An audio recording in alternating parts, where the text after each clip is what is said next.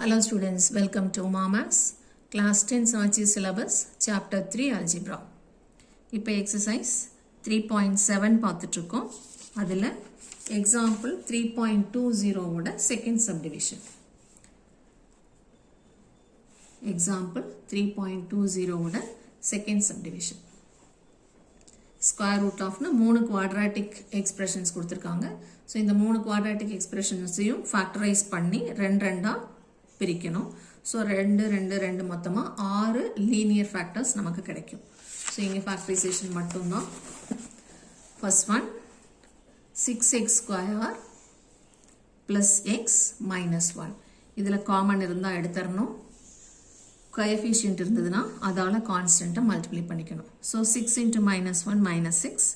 -6ல் minus sign இருக்கனால இங்கே எழுதுகிற ஃபேக்டர்ஸை நம்ம சப்ட்ராக்ட் பண்ணணும். அப்போ 3 2s are 1, 3 2s are 6 subtract பண்ணாதான் நமக்கு 1 கிடைக்கும். ஸோ 3 இங்கே 2 போட்டுக்கிறோம்.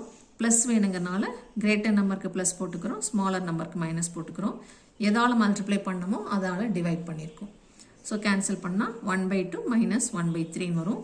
இதை ஃபேக்டர்ஸ் ஃபார்மில் எழுதணும்னா இந்த 2xோட ஜாயின் பண்ணிக்கும். ஸோ 2x + 1, இந்த 3xோட போயிடும், 3x - 1.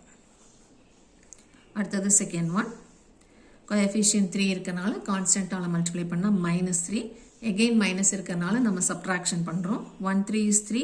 3யை சப்ட்ராக்ட் பண்ணால் 1லேருந்து 3லேருந்து 1 சப்ட்ராக்ட் பண்ணால் 2. அதுதான் நமக்கு மிடில் இருக்குது. மிடில் டேர்மோட சைன் ப்ளஸ்ங்கிறதுனால பெரிய நம்பருக்கு ப்ளஸ் போட்டுக்கிறோம். அதனோட ஆப்போசிட்டை சின்ன நம்பருக்கு போட்டுக்கிறோம். ஏன் ஆப்போசிட் போடுறோன்னா இங்கே சப்ட்ராக்ஷன் ஆப்போசிட் சைன் இருந்தால் தான் சப்ட்ராக்ட் பண்ண முடியும்.